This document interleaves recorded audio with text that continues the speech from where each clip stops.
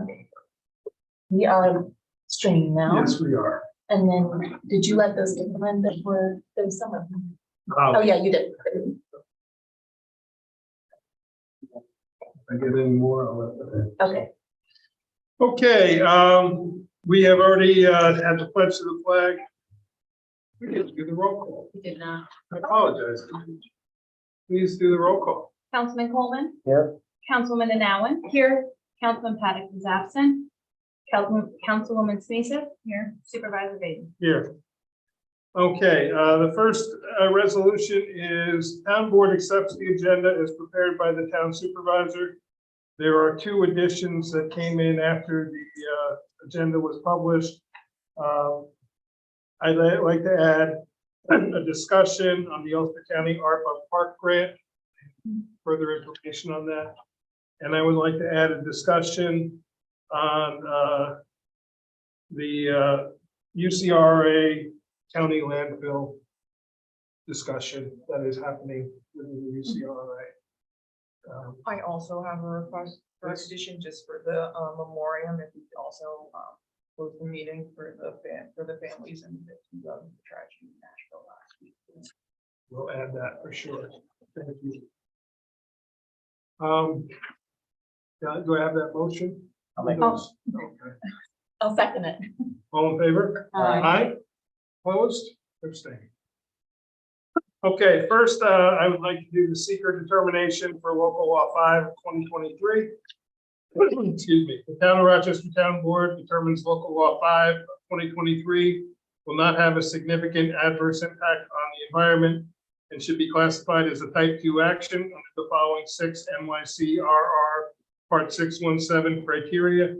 No further seeker review is required. And this is under the 617.5 C26 routine or continuing agency administration and management, not including new programs or major reordering of priorities that may affect the environment. I'll make that motion. I'll second. Roll call vote, please. Councilman Coleman. Aye. Councilwoman Anowen. Aye. Councilman Paddock is absent. Councilman Sneesa. Aye. Supervisor Baden. Aye. I will tell you, the Ulster County Assessors Association has made some, and here's has made some recommendations to the county legislature for some changes. Not changes, but further explanation. I wanted to present them to this board. I did email them to Mary Lou. The first is they bring the point that it should say somewhere. I put it in the intent. We could, if we want to include this language, we could discuss where it fits best. And that would say that New York State Tax Law Section 606 C2 or E2, sorry, does not allow for volunteer, or it should say volunteer firefighters and ambulance workers to receive both the exemption and the credit for the same fiscal period. Mary Lou, before we discuss it, do you want to weigh in as to whether you think that belongs there or not? And I will say I do not necessarily have a strong opinion one way or the other. I just wanted to present it because it was being discussed on the county level. You're muted, Mary Lou. I'm just looking, I thought I had sent an email to you, Mike. You sent an About email, these- but you just said the body of an email, nothing would changes. Okay, right, and so for you folks, for your consideration, I don't think that we need that change with regard to putting in anything at all about Okay. the state law and that you can't take, that's state law. The Okay. state could change the law and there it is sitting in our law. Okay, and And I'm fine with that answer. We can, also, yeah. the state has given an application to the assessors for this. And it's clearly stated on that application that you Fair can't enough. take both. Okay. I'm happy to take that out. I just wanted to, because it is being discussed on the county level and we've all sort of been mirroring each other with the language. That's the only reason I brought it to the Yeah. table. The second is they feel their enrolled members should be defined. I put that as a placeholder under eligibility. It is not defined in the state law. Right, and for that, what I'd written to you is that we're using a state code. I think that by defining it, we could be changing what the state is allowing. Fair enough. So I would not do that. I Okay. would think that if it becomes a problem, I would hope that the state will give us guidance. Okay. The next is under the certification. Now, I will say this did not come directly out of the state law. It says each incorporated volunteer fire company or incorporated volunteer fire department or volunteer ambulance service shall file a notice annually. That was language taken from the county. It's kind of silent how the agency responds back and forth to the taxing authority in the state law. So there was concern from the assessors that they would not have enough time and that there should be a definite date put in there, because it says by the applicable taxable status date, which is March 1st. But the question is, should that list get to the assessor prior to March 1st? Because they have to basically rule and receive these applications throughout January and February up until March 1st. I guess they could receive the applications and not act on them until they got the list from the agency March 1st. But the question is, should we say prior to the applicable taxable status date with a date of February 1st? I don't know what the answer is.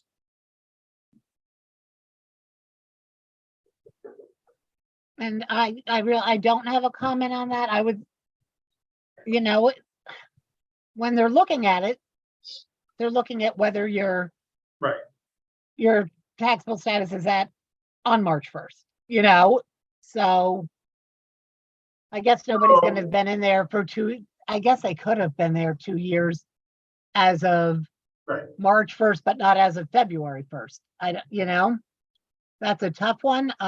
You could maybe, it's a big change. You'd probably have to reopen the public hearing if you That's wanted. big change. Okay, why don't we just leave it as prior to the applicable status date then and see if the county makes any further changes. We could always amend it in future. Right, and you have lots of time to amend it because it's This not going to won't take apply to effect anything this year. It won't take effect, it will take effect, but it won't have any real teeth until next year when we have the taxable Correct. status. Okay, so with all that being said, then I'm gonna go ahead and make a motion. The Town of Rochester Town Board adopts local law 5 of 2023, a local law amending chapter 128 taxation of the code of the Town of Rochester, and requests the town clerk file notice with the New York Department of State. I'll make that motion. I'm second. I'll second. Any further discussion? Yeah, I just wanna, I hear the concern from the public that this law doesn't reach everyone.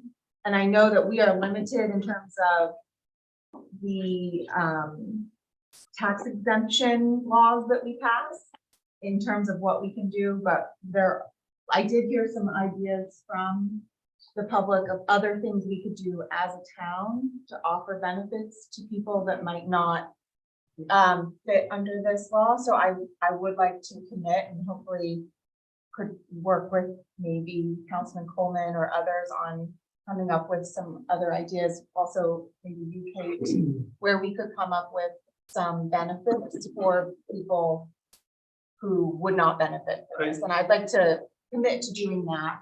I because did. do think it's important. Sorry, what Mr. Nurko said, I will say that a further reduction on the transfer station permits was something that I had immediately thought of as, it is not a big savings, but it still, it is a savings of some kind that popped into mind. And we will explore other ideas of what we can and can't do.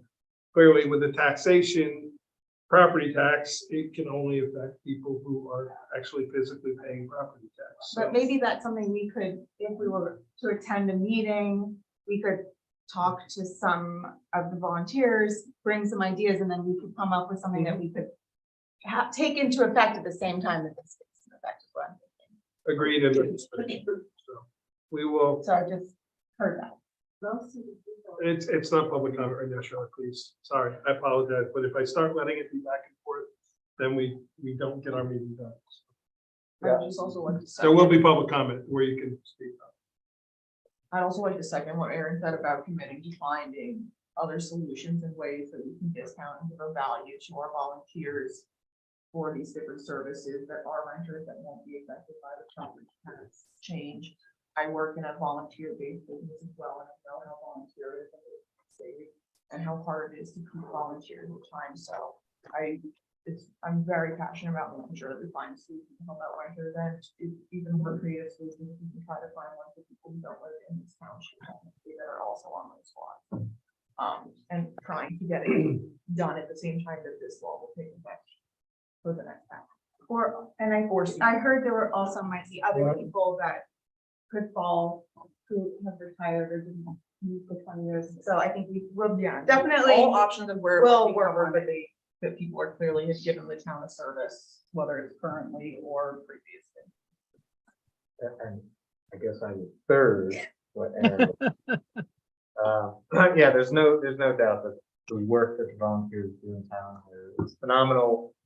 They give a tremendous amount of their time away from their family, and they're doing it to help make all of us safer. So anything we can do to help that, these comments, I think they kind of lose sight of the fact that we're talking about neighbors, residents, friends. If we need it by a certain date, I'm sure that the volunteer organization provide it by a certain date. In terms of telling who is eligible, they're going to tell us who's eligible. They're going to tell us who their members are and who's actually supporting the organization. So I think it's good as written. I think, again, thanks to everyone who's volunteering and putting themselves in harm's way for the town. Just to reiterate, though, we do have an obligation of certification because it is involving taxpayer dollars. So just like we have to certify every other exemption, these also have to be certified. So as I said, these were just recommendations that have come out of the Ulster County Assessor's Office or association. They are the people who will be the boots on the ground.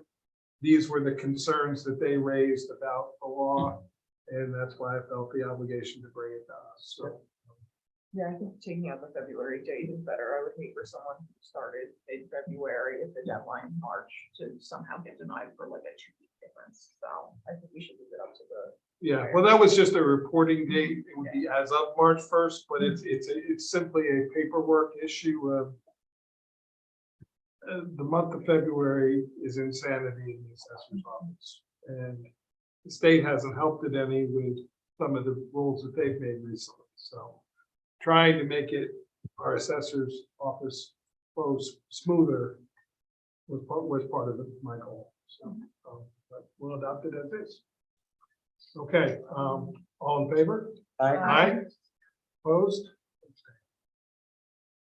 We'll file that with the state, Peter, and it'll be in effect as soon as you get, the state accepts it, usually about a week. Thank you. Thank you. Thank you guys for all your work, all you do. Financial report. We have filed the February and the March financial report with the town clerk. There's a copy for each of you as well. The highway department, as of the end of March, has received approximately 61% of its revenue for the year. Bear in mind that as we finish the AUD, some of this revenues that came in January and expenses that came in January that were for last year will be reverted back. Our accountant is in the process of doing that. So you may see some numbers shift a little between the March and the April one, and that will be the result of the changes that are filed with the AED.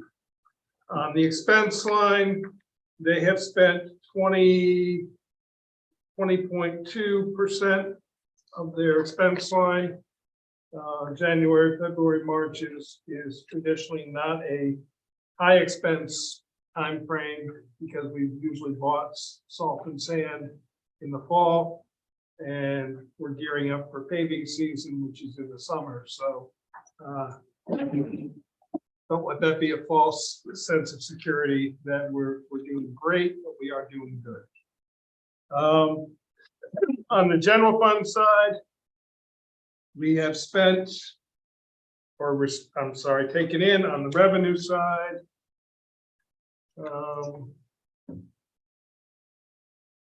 30.6% of our revenue. And we have expended on the revenue side 24.7%. So approximately 25%, 3 months into the year. So we are right on pace with our budget for the year. The March 2023 financials, the revenue on the general fund was $128,111.79. The highway fund revenue, $104,715.94. The capital fund, by virtue of the transfer of funds that we did from general to capital, $92,299.17. Expenditures, abstract 15 of 2022 for the general fund was $10,724.84. The bulk of that was for our court payments for November and December that we were not billed by the state until February 4th. Abstract 3 of 2023 paid out the general fund $66,415.71. Highway fund $110,202.20. Capital fund $40,000. Street lighting fund $316.69. Ambulance fund $0. Escrow fund $5,702.50. The total expenditures for March for the general fund $255,578.87. Bear in mind that $92,000 of that was the transfer to the capital fund. The highway fund expenditures $196,574.27. Nothing particular to report in the correspondence report. I emailed you various correspondences throughout the month, and other correspondences are taken up within the agenda. Supervisors update, the grant updates, the local government records improvement for the building and code enforcement record conversion is completed. We have received our second payment from New York State. We got all except for approximately $1,000 that we had originally been awarded. That was because we did not expend as much in labor to get the records ready as we had budgeted for. So we were awarded, it was 60,000, I'm sorry, 62,000 something. We got back 61,000 something. So thank you to everybody involved with that. Thank you, Kate. Thank you especially to Alyssa and Courtney for all the work they did getting those records ready. And we are utilizing the digital records, and they are saving time immensely in the assessor's office, excuse me, code enforcement office. The New York Rising program, the Harold Lipton Community Center is finally closed out by New York State. They finally got all the information from the architects that we were waiting on. And this is that it was closed out as of early March. Bill Blankenship, who was our New York Rising rep, who is no longer with us, but was doing a dance in Atlanta when I sent him the email that it was done. The Algerville Firehouse, the project is completed. We are still, if the board will allow me to indulge and ask Peter a direct question, since he's sitting here and you may or may not know the answer, but do you know if the heat register was resolved in the meeting room area, or is it still? I don't know the answer. Okay. I'll follow up with Tom. That's the one piece that I still am trying to determine if it was completed properly. We had a defective heat register. The company had ordered a replacement, and I don't know if it has been resolved yet. Beyond that, the project is done. It's working through the paperwork process, final closeout with New York State. The Boyce Mill Road Bridge, the progress is progressing very well. The engineering company had a subcontractor there last week or the week prior. I can't remember which it was. That was why Boyce Mill Road was closed on a Friday, Monday, Tuesday. They were doing soil and rock pouring samples of the bedrock in that area to be able to complete their design of the bridge.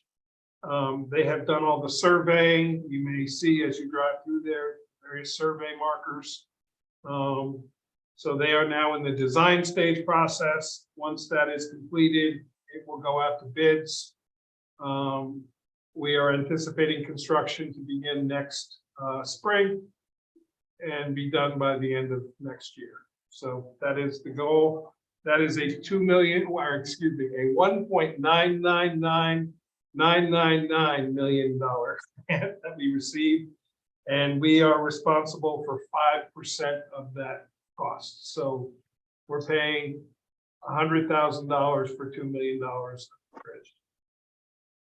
The JCAP Courthouse Bathroom Grant, third time was the charm. We were able to award a contract.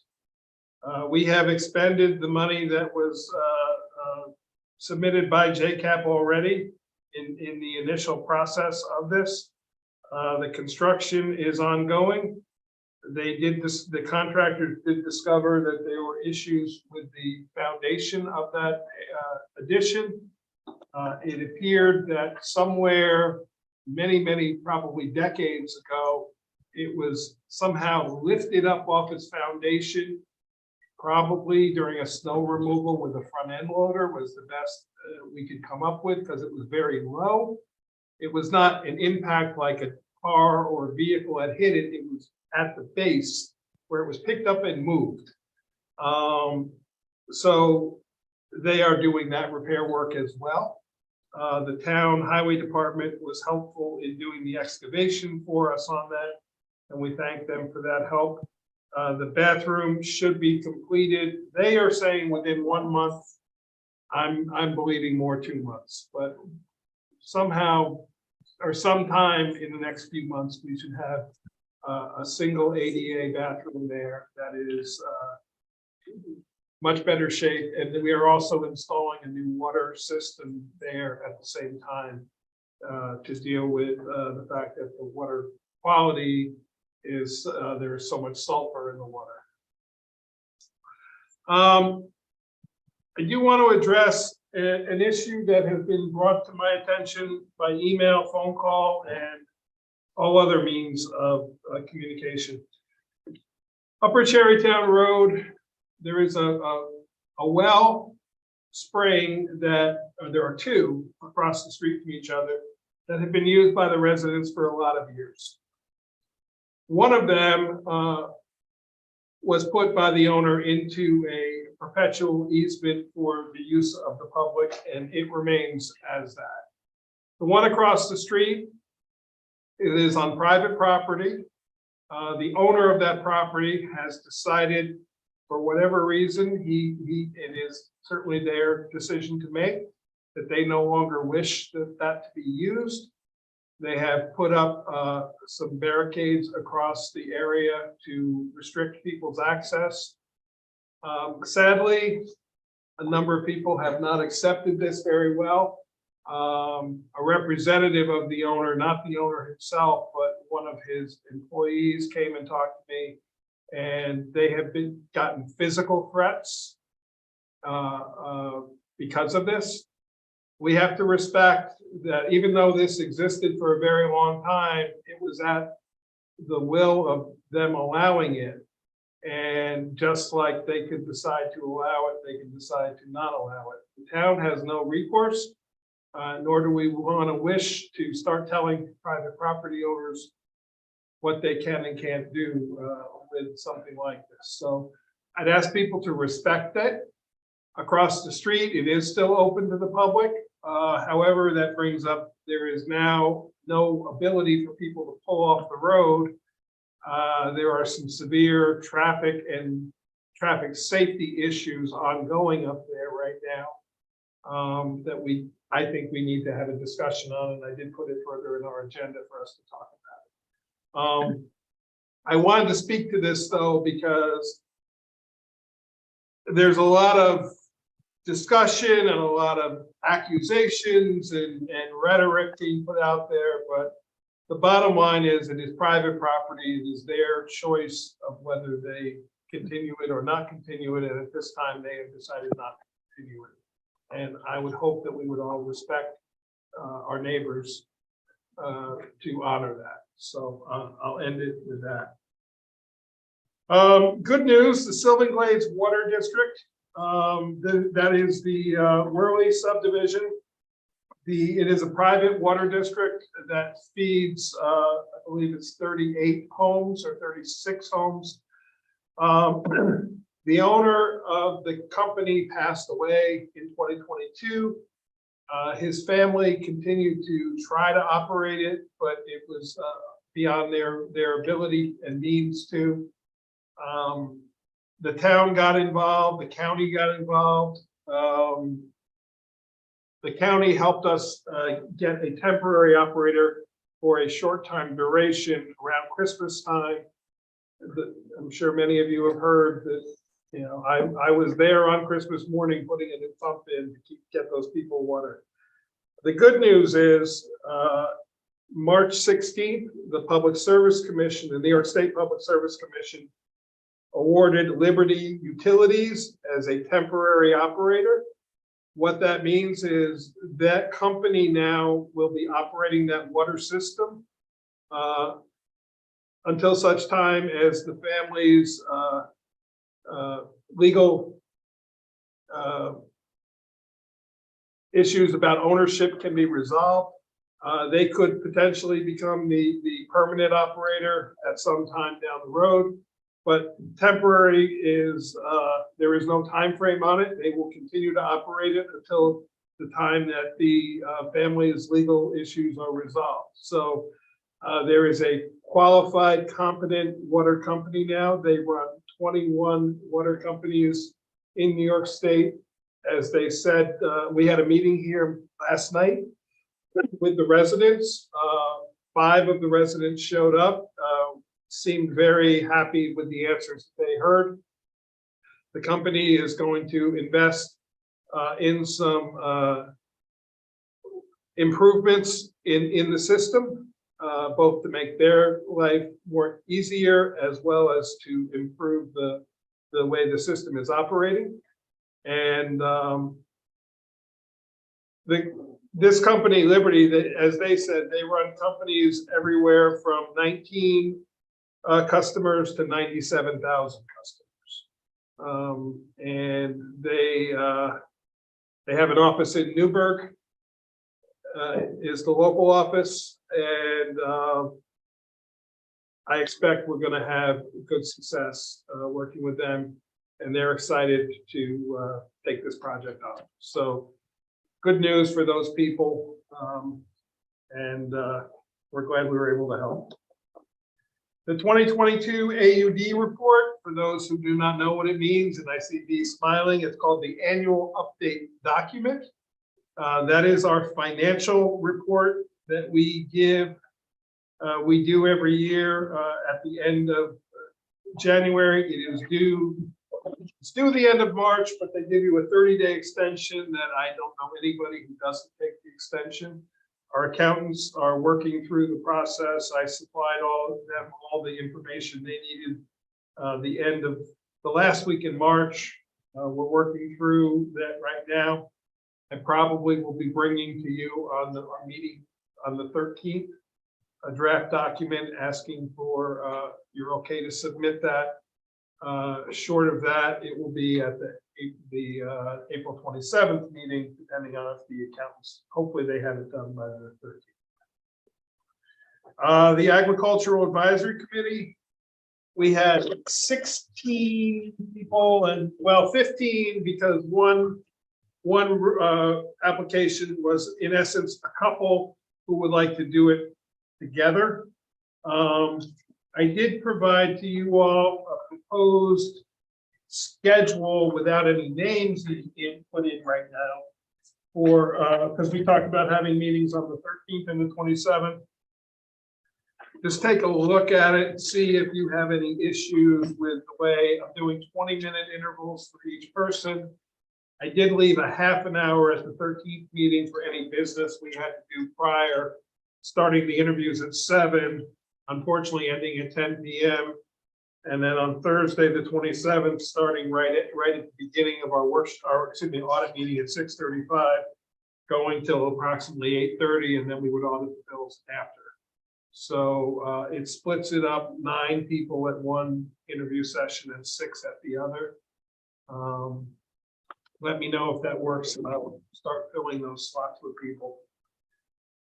The O&W Rail Trail, there's no new news to report except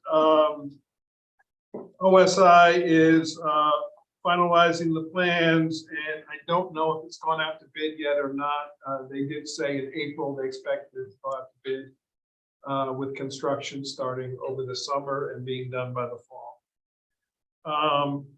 The Nepanock paper mill by the DEC, I apologize, I forgot to print out DEC notice, but surrounding communities always receive notices of DEC Superfund sites. The Nepanock paper mill for years has been a Superfund site. I got notice from the DEC. It has been cleared from the Superfund site due to the remediation that has been done there. So good news on that. The UCRRA, I put that in as a placeholder, but we'll skip that for now, and we'll have further discussion later during discussion section on the proposed landfill siting in Ulster County that they're discussing. I just wanted to have a little more conversation about that. And that's all I have. So, Mary Lou, anything? You're muted. Yeah, I was unmuting. I didn't say anything. Looking for the mouse. No, I sent you guys the memo earlier about the local law, and we discussed that tonight. I'm working on continued reviews of the local laws for zoning and subdivision that, as you guys are working on, and looking at the things that are coming up for our workshop meeting. Other than that, I'm happy to say things are pretty quiet. And I'm sorry if I said that. I hope I didn't jinx it. Okay, Kate, work report. For the month of March, $39,909.08 was collected on the town clerk. For tax collection year to date, we were at $6,919,807 being collected, with a little over 1.3 million left to collect. Unpaid notices will be ordered by Friday and out by the end of this month. People have until June June 1st. And then it's turned over to the county. Correct. Highway superintendent report. I've already talked about the Boyce Mill Bridge. Want to thank the highway department. We were able to help the Indian Valley Little League. As many of you know, they were doing a reconstruction of their softball field. They were in need of some fill. We had some fill that we had received free of charge from the DEC when they did some dredging in Rosendale. and they offered it to us and trucked it, and it's been sitting down in the back. So Jeff was able to supply 7 truckloads of fill to the Indian Valley Little League to help with that field project. We also were able to get them a little bit of stone. Jeff had some additional stone, and we're glad to be able to help them with that project. And liaison reports. I'll start with you again, Charlotte, because you always end up being last. Well, it'll be short. Now, as far as the elder care program goes, we've had 2 new applications this month and a inquiry from a daughter that they went to check on. And then the housing committee, we're currently waiting for, we filed a request as a housing smart community for assistance with the first task that the housing committee is taking on, which is doing a housing inventory and doing a potential site, and potential project site inventory of the entire town and all the properties in it. So we're waiting, the county has to go out to an RFP bid to hire a consultant for that, which we do not pay for as a housing smart community. That's one of the, oh, yes, thank you. That one of the incentives you get for joining. In the meantime, while we're waiting for that to happen, to start the report and get the ball rolling there, there is a contact that one of the members has, works for affordable housing and workforce housing that's gonna come to the next meeting, hopefully, and do a presentation for them to hopefully give them some more knowledge, and even myself some more knowledge on workforce and affordable housing, and how it's working on the county right now and where it stands. Also, we're taking the 3rd Wednesday spot of the month for the community. So your next meeting is the 19th, Our next meeting, and is that 6 p.m.? 6 p.m. Make sure we get that on the calendars. Okay, Michael. Okay, so I've been remiss in my liaison responsibilities, so I haven't been able to do a lot of engagements. I've had my hands literally full after work every day. I'm a very angry, disgruntled person, but Where did she get that from? I don't know. There, mother. So in terms of just very quickly, so ZBA, I'm glad to see that we have the alternates. We're going to discuss some vacancies. I know that's something that the chair has not been shy about reminding me of. EMS, fire districts, really just thrilled that we were able to get this local law through. I think it's a good first step. Also, great news to hear Mr. Nurko say that they had 100% response rates for the month of March. I know we had initial meetings of the new committee members. Looking forward to working and meeting some of them. Some of them I already know and have met before. I guess I've met them all, but I haven't worked with them on this yet. That's looking forward to that. And then Spectrum, I actually spoke with one of the residents. Still does not have Spectrum service, and it got me angry all over again about where we left things and wanting to find solutions for that. So if the board doesn't mind, I would like to write something just as a council member of the Public Service Commission, just updating them on where we were at. I can draft that up and then circulate it to the board just to basically say, here are the stats, we're willing to work with them, we were negotiating, and then they kind of changed everything right at the end. Just to see, I also suggested to the resident they could go that route, as well as talk to County Comptroller Gallagher. I know that there's efforts that they're doing as well, but I do want to re-engage on that, make sure that they don't forget about us. I know we have the franchise renegotiation, but I don't want to wait till 25. Not for another 5 years. No, I thought it was, isn't it 25, 2025? No, unfortunately, I think it's 2026. I'll have to double check. Okay. Yeah. That's just me. I'll be better prepared next time. Thank you. I don't know, I can't think of I it. think you're prepared. Yeah, You're you're answered. Very prepared. You didn't say once. Were you tracking it? I say all the time. Okay, so part of my code enforcement for the month of March was a little busier now that the weather's like, well, I guess it wasn't ever cold, but this year. So they took in about $20,000 of permit, department income, and fines. Well, actually, no fines. Looks like inspection fees. And then for in the month of March, they issued 30 COs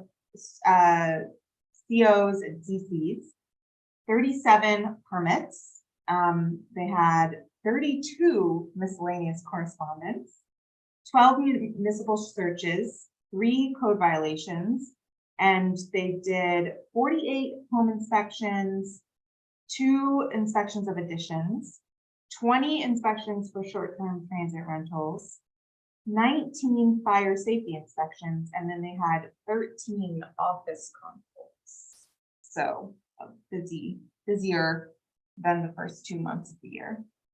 I did reach out to get some more specific numbers on some of these, but I did it sort of at the last minute, so I didn't get a response back on that.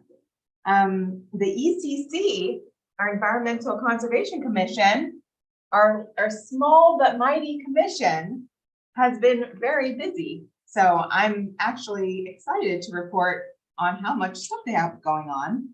And it's also a good fire that we need to get more members appointed, because there's like 5 people doing everything. 4 open slots. Yeah, 4 open slots. So, so the third Thursday this month is on April 20th, and I have the topic.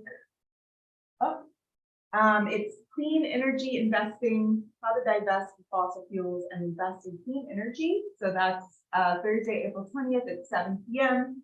That's a free Zoom talk. You could go to the Town of Rochester ECC Facebook page to register. On Earth Day, which is this month, Saturday, April 22nd, the ECC is sort of, I'd say, co-sponsoring an event. They're not, I think the ECC members are going to be at this event.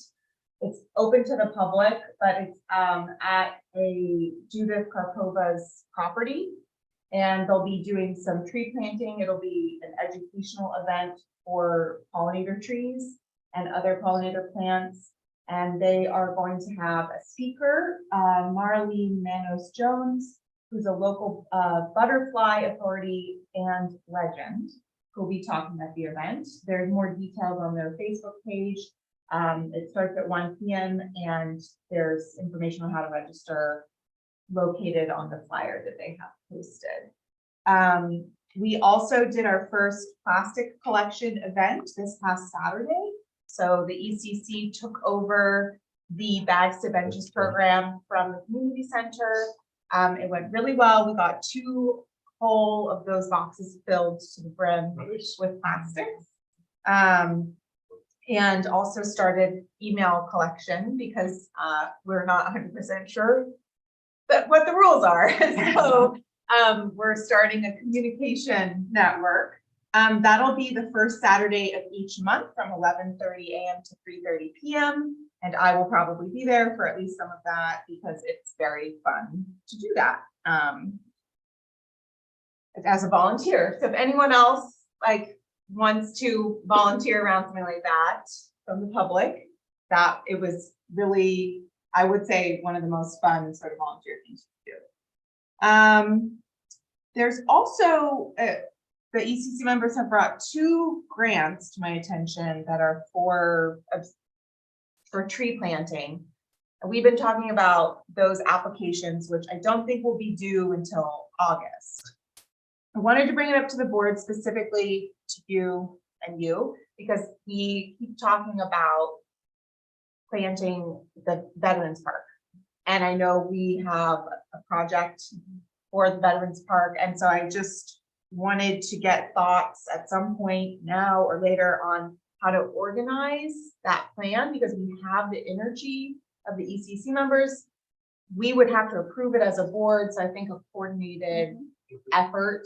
They've roped in Rick to talk about some of the options. One of the grants you can apply and it's basically your wish list. And then they provide the trees for you. Another is for $3,000 to go towards planting. So I just, again, we have a little time, but I wanted to maybe set up a meeting where we could sit together and make a plan.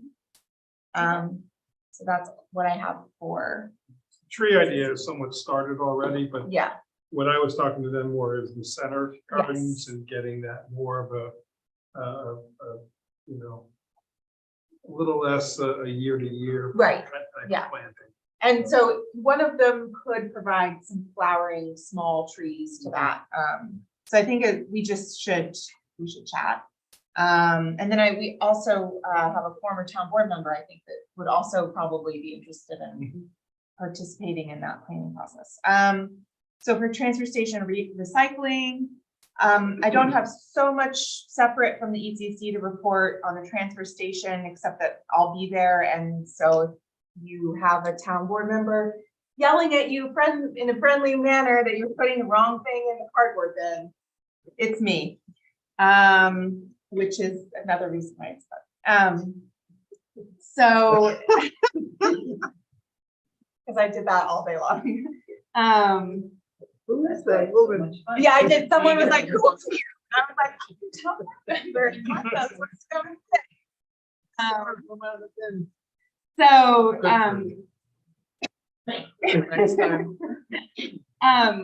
Then we also, both Mike and I attended the recycling oversight committee meeting this past month, which is a county committee. And we learned about the progress on the feasibility study for Reuse Innovation Center.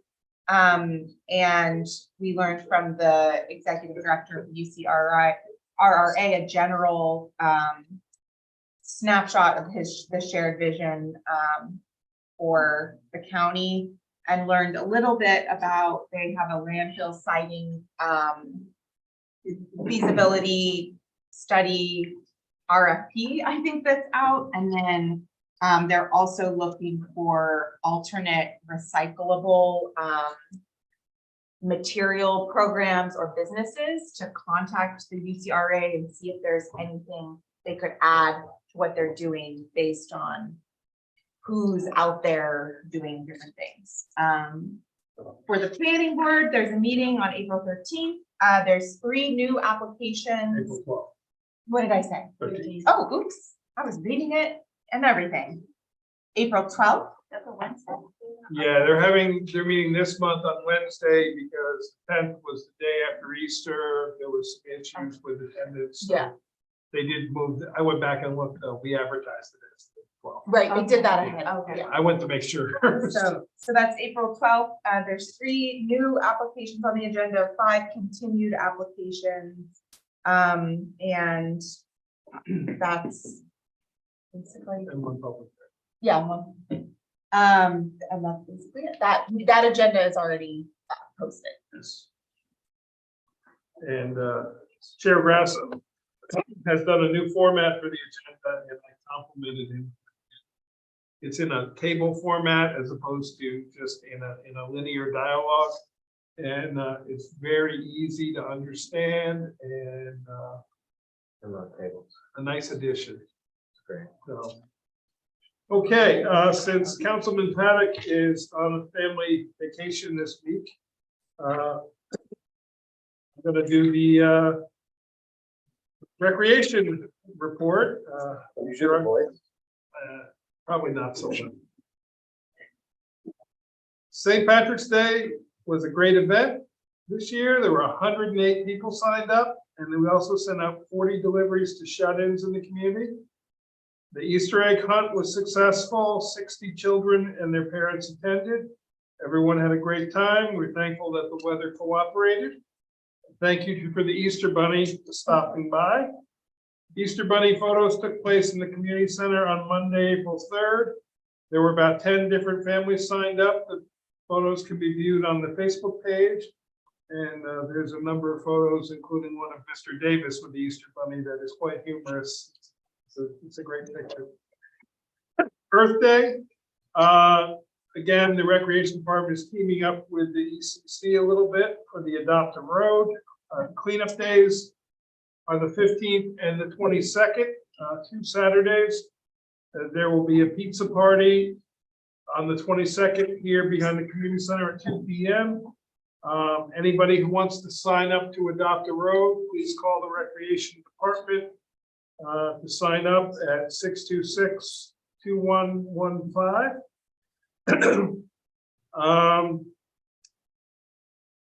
She says, check out the Recreation Department's Facebook page for information regarding adult and youth paint classes in April. She didn't put this on here, but I want to add that basketball program awards were given last week. Another successful season for our basketball program.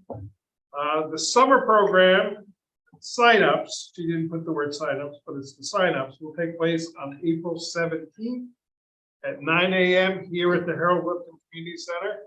For those of you who haven't ever been here that day, it's almost like a concert event ticket sale. People line up hours in advance to make sure they get their children registered. You must be a Town of Rochester resident to participate. Paperwork is available on the town's website as of Monday, March 10th. So the paperwork will be up there starting next week. Constabulary report. They answered 14 direct calls for service in the month of March. There were 11 neighbor-to-neighbor and quality of life complaints, 2 traffic complaints on Sampsonville Road and Cherrytown, 1 environmental complaint on Rochester Center Road. 4 new building department violations were issued. There were no new court cases open. There were 9 court proceedings remain open and 0 were closed. The interesting occurrences, quite a few complaints regarding traffic flow and speed on town roads, likely due to the few days of nice weather. The short-term rentals continue to generate complaints, especially on Fridays and weekends. They continue to work with the building department on these and other issues. Neighbor-to-neighbor complaints have remained stable and all been diffused without further action necessary. And I have asked our constables to assist us with the Tarrytown Road water traffic situation up there. So they will be, when they are out on duty, they will be going around that area to keep the traffic moving as best as possible. The assessor update. They're continuing to review the profusion of new construction permits. I did see on our list from the report, the code enforcement has to file with New York State. We had 38 new home constructions in 2022. Significantly more than Marbletown and Rosendale, according to our assessor.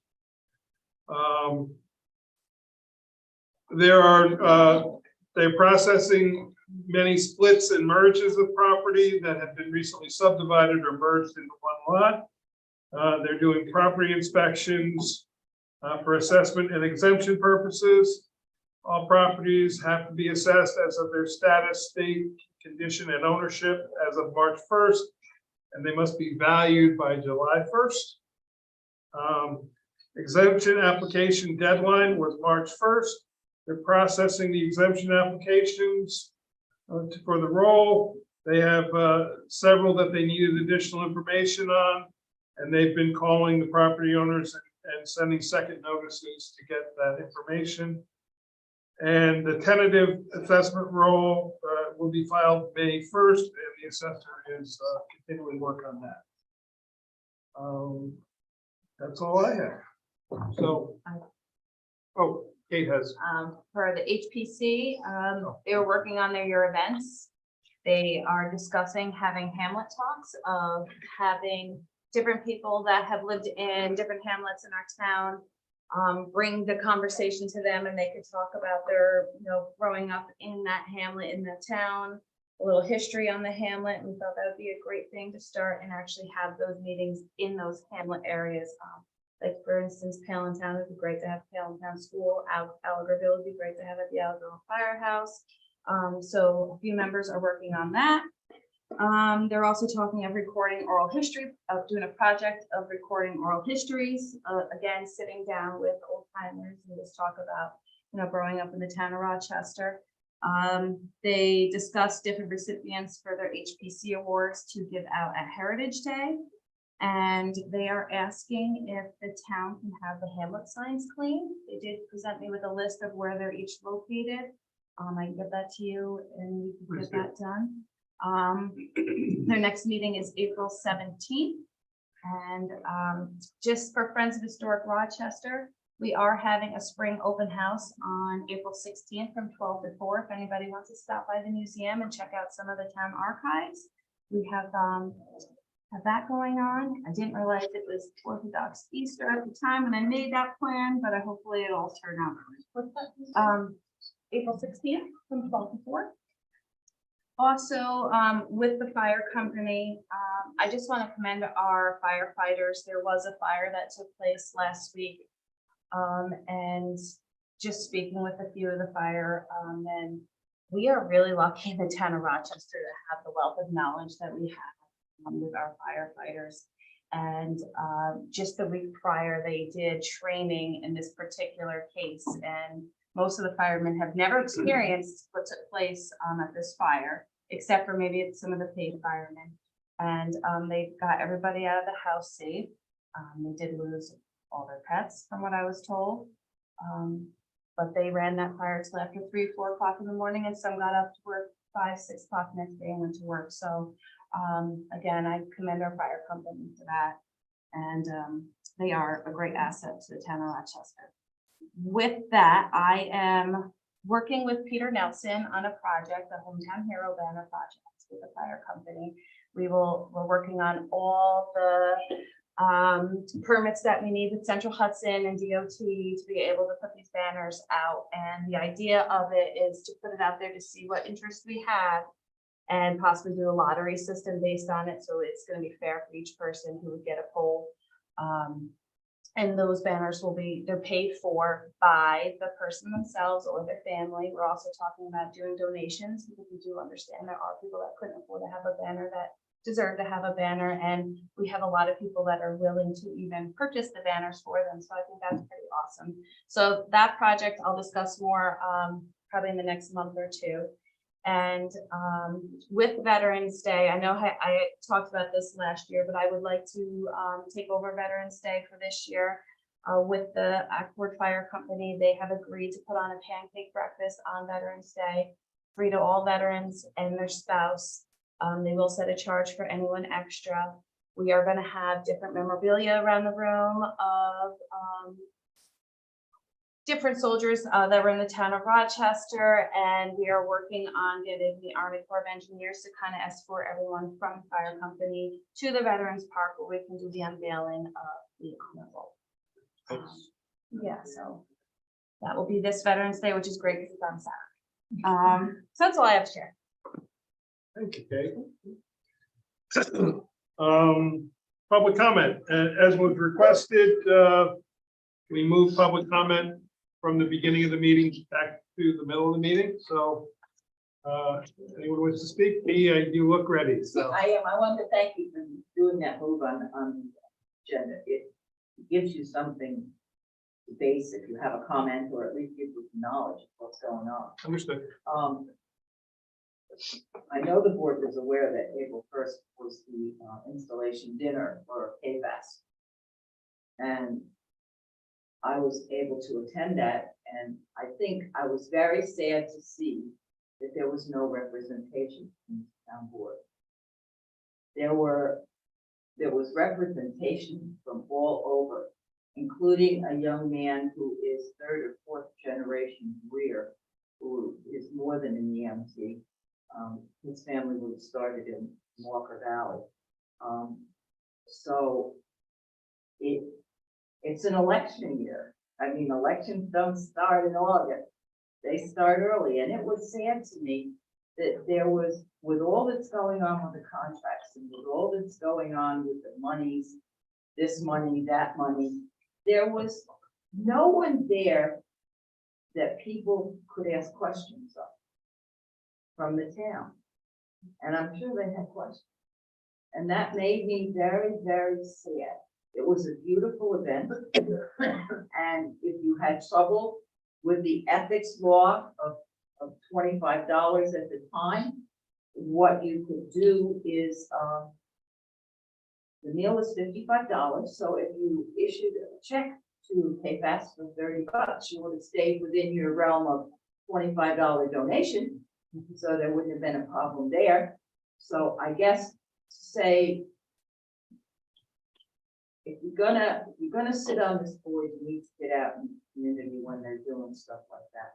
Because those guys worked hard, they reestablished their foundation and their officers and things. And it was a beautiful event. Attended by people from Wawarsing, I believe there was someone there from Rosendale. But there were members, myself, Shirley, and other members from the town of Rutland. But there was no board, there was nobody representing the political entity, and not that it should be a political entity, but the base of this town. And if you want to be part of this town, you better wake up and be part of it, because it's a necessity and you need to do it. Not always convenient, but you need to be there. It's for all of us. They work hard. And that's what I have to say on that. And a reminder that as we're doing this bridge across Boys Mill, That'll be done. Stubby done, family, whatever you want to put, bridge. Yes. I keep that with my thoughts all the time, and it's important. And can you refresh my memory? I don't remember this. What was the 62,000 that went into the capital fund and what was it for? That's a quick question. Okay.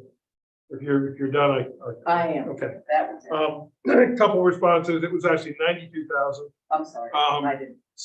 30,000 of it came from the JCAP grant. This is for the ADA bathroom project. Certainly a significant expense, but given that the bathrooms there are probably 70 years old and have not been touched I since wanted then. to stop you. That may have been torn off its foundation or moved off its foundation in the '63 tornado, or the tornado that took the roof off Stubby Dunn's house in the '70s. In '63, a tornado took, where, I don't know, you all know Amelia from where she lives, the front porch. It went in one end of it and out the other end, which is a direct line where you're digging at the courthouse. So that's what makes me believe that's, and it was, I don't think it was any of our, but I don't No. want to think it was any of our. I I believe think that it was when Mother. you said it, I thought that where they were digging today, it's a direct line where her windows were taken on that front porch Could have been. when that tornado went through. I'm sorry to interrupt. That's quite all right. Regarding KFAS, we received an invite. I have gone almost every year prior to the pandemic. Since the pandemic, they didn't hold it for a couple of years. I had a prior family engagement that day. My birthday was the day before, and I had a prior family engagement. Other board members had other engagements, being that it was a Saturday. It's certainly not intended to disrespect or be a slight to KFAS, and we certainly will attend in future if we are able to. Normally it's held in February, it was in April this year. That is simply the reason why, that none of us were able to attend due to other obligations. So It just seems that Supervisor Howe, he will always go above and beyond for everyone, no matter what the obligations are. And, you know, we pay you a salary, you should be there. okay. I think it would have been great if the town had heard from the members that they had 100% call out in March. That was really, I sat there, remember the advisory board, that really registered in my mind. And I thought that was great, Understood. great, So, thank you. does anyone else wish to respond to that? There is nobody online. Any town board members have other items to bring up? I had one thing that you said in your update, Mike, that I just wanted to, sort of expand on, which is the spring issue, with Yes. the spring, and I thought everything you said was accurate and well said, and I wanted to add to anyone listening or to board members too, that I've also found that a little bit of communication goes a long way, and that, people are upset, of course, because something that they relied upon previously is now no longer available, the one side. But when I've been there and people have been like upset about it and I've explained what's happened, it usually diffuses that when people understand what the issue is. So I would also just say that in addition to everything that you said, and then also like apologize for not attending that dinner. Mike had told me a month before that he couldn't go, and Councilman Coleman also, they'd both been invited. And I said, oh, I think I can go, and then I ended up not being able to go, and I do regret that. So it is a great reminder that that is an important event to our community and that we should be mindful of attending it in future years. So that point is not lost on me either. So thank you. I love parties, and if I did not have a 4-week-old at home, I would have attended. I really appreciated the invitation. We'll make sure to go there if invited back again. And I personally don't believe I received an invite formally to the event or email at all. And I also was at the town parks event for the community center that day, but my apologies for not being more proactive and making sure I was on that invite list, and I will keep it in mind for next year. Okay. Moving on to the action on the minutes. Kate, did we do I thought we did the February workshop meetings, but you had emailed them out. No, you only did the town board. So what date were those? February 9th, okay. Yes. So we're going to amend the agenda as written. So the Town of Rochester Town Board accepts the minutes of the February 9th workshop meeting, the February 23rd public hearing, the March 2nd, or public hearings, March 2nd public hearings, the March 2nd business meeting, the March 23rd workshop meeting, the March 30th audit meeting as presented. I'll make the motion. Any discussion? All in favor? Aye. Authorization for prepayment of an escrow voucher. This was 3 vouchers that should have been on the March audit that were not included accidentally. Town of Rochester Town Board authorized the town supervisor to make prepayment for the April audit of vouchers totaling $1,287.81 to be paid to CPL from the escrow account. And these are the 3 vouchers. You guys can sign them, and you can prepay them, and they'll be included in the. So I'll make the motion. Do I have a second? Or do you want to sign them and look at them first? Yeah, let's do that. And then, Okay. is that okay? We'll table it for the moment. We'll come back to the vote. Acceptance of donations. Town of Rochester Town Board accepts donation of $49. $49.30. Yeah, period.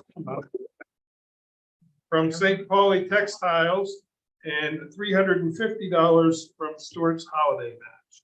I'll make that motion. So a second. I'll second. Any discussion? All in favor? Aye. Opposed? Abstain. I want to thank Ashley every year. Well, thanks Stewart's first. Every year, they reach out to a lot of local community organizations. During the Christmas time period, they have gathered donations at every store, and that local store then takes those donations and disperses it throughout the community. And we have applied every year, and every year they have made a very nice donation to us. A great company that can really give back to its community. The food pantry, that's one every year. Yeah, They do. yeah, yeah. They have multiple throughout the year. a number of- Organization.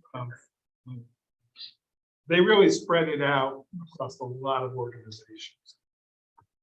There will need to be 2 amendments to this, acceptance of donations.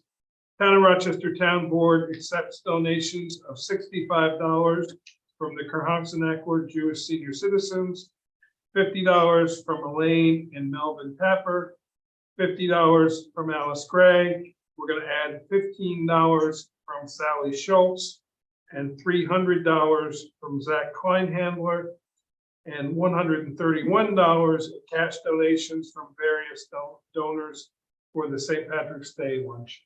I'll make that motion. Second. Oh, second. All in favor? Aye. Aye. Opposed? Abstained. Acceptance of donation, the Town of Rochester Town Board accepts donation, that should be singular, sorry. $2,500 from the Michael Oremus Foundation for the 2023 summer program. I'll make that motion. A second. Really like to thank them. Every year they make this donation in his memory. It goes a long way to helping us run our summer program. So, all in favor? Aye. Opposed? Abstained. Next, the Town of Rochester Town Board appoints Claude Sewell to serve as a member of the Board of Assessment Review for a term ending September 30, 2027. I'll make the motion. Do I have a second? I'll second. We had been unable to get in contact with Mr. Sewell. His term expired September 30th last year. Our assessor, Mr. Baraka, got in touch with him, and he does want to continue and express interest in serving again, so. And I would add on there and request the town clerk to the motion, request the town clerk notify of notice of the open office. So, They're gonna say send to the county real property. no. Everybody wrote it down. Jeremy will notify them for his training requirements. All in favor? Aye. Aye. Opposed? Abstained. Okay.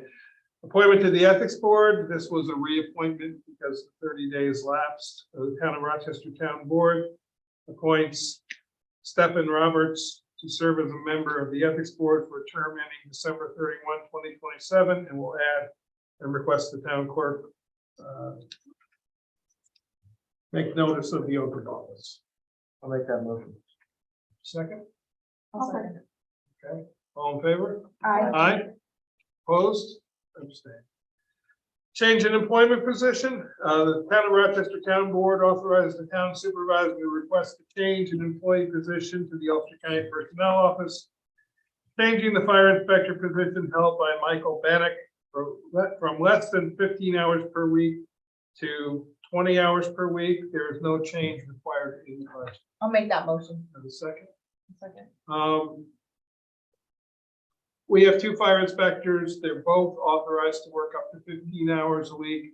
One of them has traditionally only been working 1 day a week because of his other job commitments. I'm fairly comfortable with the budget as it is. We may need to tweak it slightly at the end of the year, but I don't think so. So essentially, we are getting 4 days work, sometimes 5 between the 2 of them. And it seems to be working pretty well. So, all in favor? Aye. Aye. Opposed? Abstained. And the reason it's 20 and not 21 is as soon as he goes to 21, he becomes competitive and has to take the test. So 20, Right. we're still okay as part-time. Are you guys ready to make the motion on Yeah. the, so? Yeah. So the motion, then, I'll make the motion. Town of Rochester Town Board authorized the town supervisor to make prepayment for the April audit of vouchers totaling $1,287.81 to be paid to CPL from the escrow. I'm doing the second. I'll second. All in favor? Aye. Aye. Opposed? Abstained. And Charlotte with a yes on that.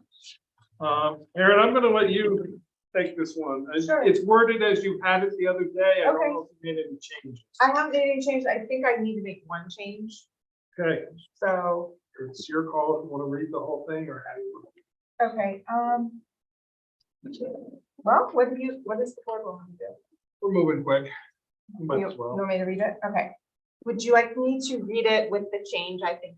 You tell us when you're making the Okay. change so we can write it in. Okay, so, okay. Whereas, so I'll make the motion.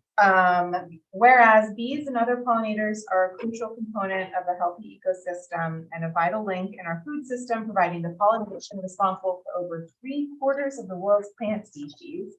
And whereas pollinator populations are in sharp decline due to human land use practices that are causing ongoing habitat loss and fragmentation, the expansion of pesticide use by consumers and professionals. And whereas guidelines for land management best practice are available, which allows residents, businesses, farms, and towns to manage their land in ways that increase pollinator forage and nest sites while decreasing maintenance costs. And whereas recent scientific research supports the benefits of restoring and reconnecting isolated areas. Now therefore be it resolved that the town of Rochester is hereby declared a pollinator pathway community, and that the town tasks the Environmental Conservation Commission with managing the town of Rochester pollinator pathway project, and then I won't need to add, and authorizes the Environmental Conservation Commission to join the national chapter. Okay.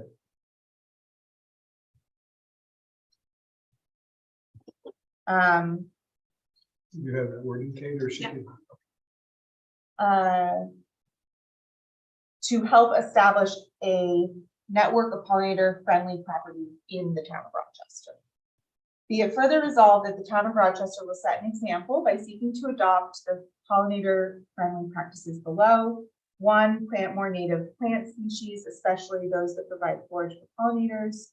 2, avoid the use of insecticides, fungicides, and herbicides for aesthetics. And do not plant flowering plants treated with systemic insecticides or use seeds coated with systemic neonicotinoids. 3, reduce area dedicated to manage turf lawns, converting this area to pollinator-friendly plantings when possible, and adopt organic or chemical-free lawn and landscaping practices, including allowing plant stalks, seed heads, and fallen leaves and pine needles to remain through the fall and winter when possible, to provide habitat for food for birds, soil nourishment, and to give important protection needed by overwintering pollinators. Do I have a second? All second. Any discussion?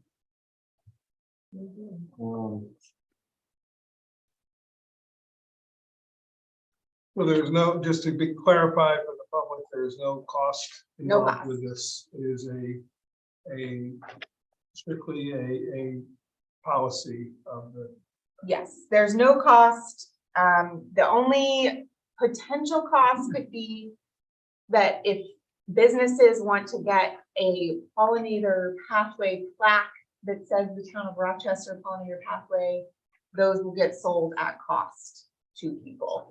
But that's the only, that would be the only That would not cost. be a And it would cost not be to an the opt- just an opt-in, like if you wanted to display that at your business. I mean, so the only thing I just want to make sure when we say be it further resolved, town of Rochester will set an example by seeking, so we're not obligating the town. No. And we're planning on planting a pollinator garden at the town hall. We've been talking about doing these plantings. Yeah, there's not like a ton of chemical use in, I just, yeah, while we're talking about that, and it is sort of, you know, what time frame of that? When they're gonna want to start that? I know they were checking in with, Diane about that. I know it was like this year, this Yeah. spring, so. Yeah, the only reason I ask is Yeah. because we're in April. Yeah, we're in April. So, Yeah, I so just want to make sure it didn't fall off there. it hasn't fallen off the ECC's radar. I know they discussed at their last meeting, so I will, follow up. Great. Any other questions or discussion on the motion? All in favor? I, Opposed? Okay, the resolution that I wrote turned out to be a placeholder. I'm gonna pass out some packets here.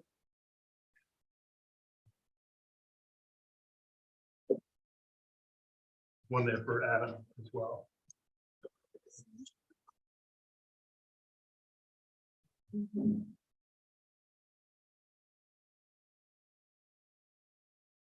Well, this is what I emailed you today.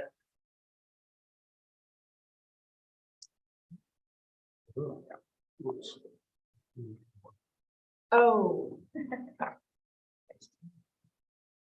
So. Here you go. Board? Yep. So our moratorium that we adopted June, and there's a copy of it, that's the one I just gave you, June 2nd, 2022, which was then filed with the state and took effect sometime approximately a week later. Expires June 4th, 2023. We had set it originally for 180 days, which is a little bit less than 6 months. And then we extended it for 2 more 3-month periods. So that takes us until June 4th. Quite frankly, we're not going to be done and have it referred to the county and the local planning board and have public hearings by June. I know we're doing the day-long set or the extended meeting on the 15th, 6 hours. whatever we decide we want it to be. But bear in mind, we got to talk about subdivision, we got to start zoning. We're not going to finish in that meeting. We're going to need at least another meeting or 2 more probably to finish it up. Then we have to do referrals, then we have to do public hearings. I want to give us till September to get it done, referred back, public hearings held. So I'm proposing a local law extending this one more time from June 5th until October 1st, meaning it's done, it's adopted, it's filed, it's certified by October 1st. So that means by September, we have to be holding our, doing our public hearings, getting it. That's really not that much time. So I've written a resolution for this and shared that with Mary Lou. And I've written a local law, which basically takes a little bit of the previous one and then just basically sets that the action is to extend the existing moratorium. What I lost was my resolution. And I'll let you copy it. Maybe to borrow one of yours for the end. Apparently I didn't. No, I have it. It's not over here. So I asked Mary Lou to look at it. Mary Lou, before I read the resolution, do you have any issues that we need to change in that resolution? Well, no, for that resolution, no, but in the law, Mike, I had written to you, and I don't know if you saw, because it was a little later in the day, Yeah, I didn't That- see it. that maybe, well, we had talked about the date, because I thought it was June 7th, and then you reminded me that they were, day in days, Yeah, not the months. adoption was actually, I can't remember, it was like June 9th or something. June 7th, it was filed on June 7th, Okay, but then it wasn't a 6 months and 3 months. It right. was 180, Days. and then 3 months. So, but I think that either in the law or the resolution, if you should adopt the law, we should really have something included that shows it was adopted on June 7th, extended till whatever date, the 2 times. So that if Okay. somebody's reading this law later, they're not confused. They understand it's followed along the whole time. So under section 3, where I say with the adoption of local law 3 on June 2nd, because that was when it was adopted, and then we'll add in a section and Filed with the Secretary of State on June 7th. yep, Um, out with the Secretary of State.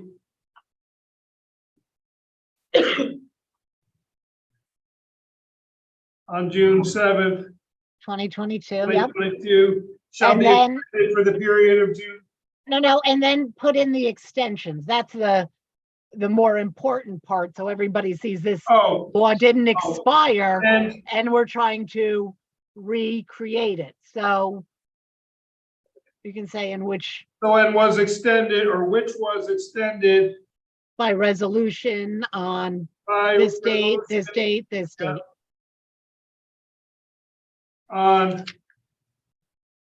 on X and Y, and I'll get the 2 dates of what they were. Right. Thank you. That's my only suggestion. And then I can continue that rest of the sentence, shall be extended for the period of June 5th through October 1st with the adoption of this local law. Yes, Okay. So we're just adding a little bit more in section 3, Kate, and I'll just type it up the changes. So, so with that, I'm gonna go ahead and present the resolution and we can discuss it. So the resolution will read, whereas the Town of Rochester Town Board adopted local law 3 of 2022 on June 2nd, 2022, enacting a moratorium known as the moratorium on action subject to building permit, site plan, special use permits, or subdivision review. Whereas the Town of Rochester Town Board has worked diligently to enact a new subdivision and zoning code since such time. Whereas the Town of Rochester has authored and reviewed change to various subchapters of each code and has held 30 public hearings. That really is the number. On the various subchapters these last 10 months. Whereas local law 3 of 2022 will expire on June, we'll say local law 3 of 2022 and subsequent extensions. yes,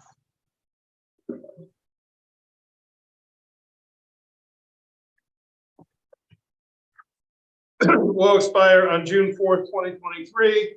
Whereas the Town of Rochester Town Board believes a continued extension of the moratorium not to extend past October 1st, 2023 is necessary to complete the review and adoption of the codes.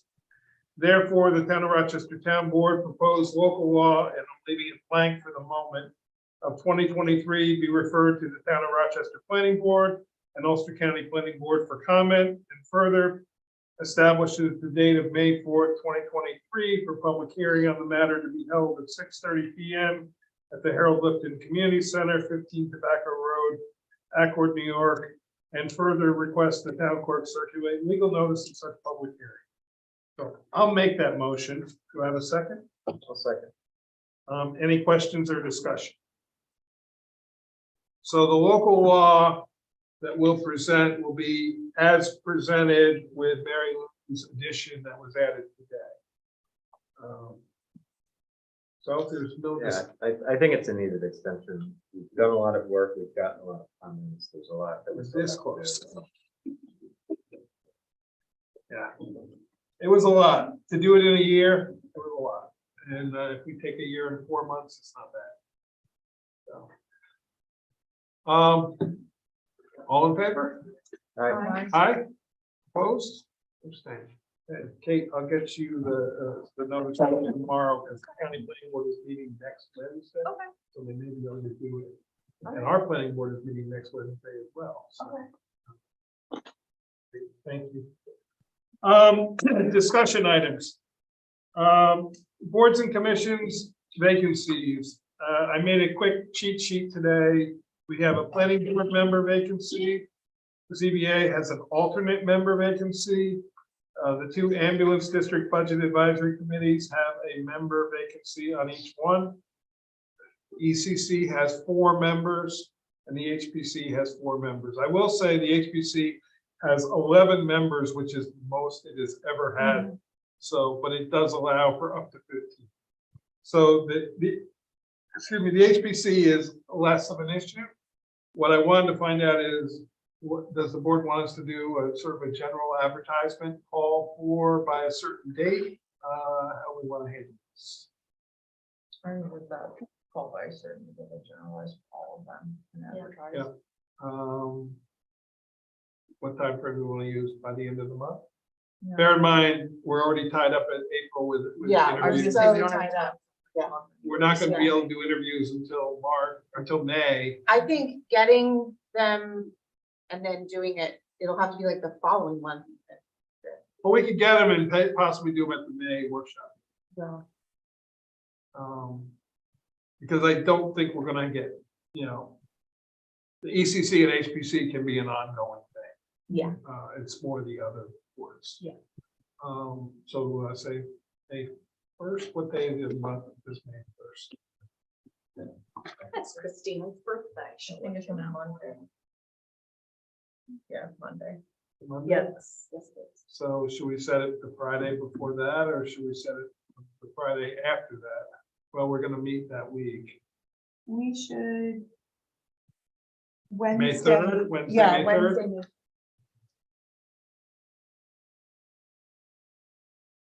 Next question, do we want to take out an ad? It's significantly expensive to do an actual ad. I could just try to do a news item. Yeah, I don't know how big the email list for the news items are, but it seems to be. No, I mean a news item in the newspaper, Oh, yeah. but not a paid ad, doing a paid ad. Yeah, So I'll try to do a news, we won't, but I won't do this as a legal notice. I think at the loss. It Yeah, doesn't- yeah. There's no. Not a return. lot of yeah. And last time, actually, I'll be very honest, word of mouth got us more than the actual ad we took out of the Shinedown Journal. I got 2 responses on that. And that was $100 and some ad. So I want to get word of mouth out and I'll get a notice out. And we'll try to, so. Okay, I don't think we need any resolutions. for that. Michael, we set May 3rd as a return date for interested people. And I'm gonna do a news, not an ad, but a news little article, like a press release kind of thing. Try to get that out. I put this on Aaron because you had asked to talk about it, Yes, so. so I'm it's- gonna hand over to you. Kind of the same. We have established a climate smart community task force. We did that in 2020, I think.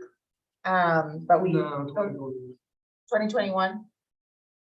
I think we did it with the December 2020, and then we appointed the Oh, coordinator. that's right. And they did the training program in 2021 and then weren't able to continue with the actual.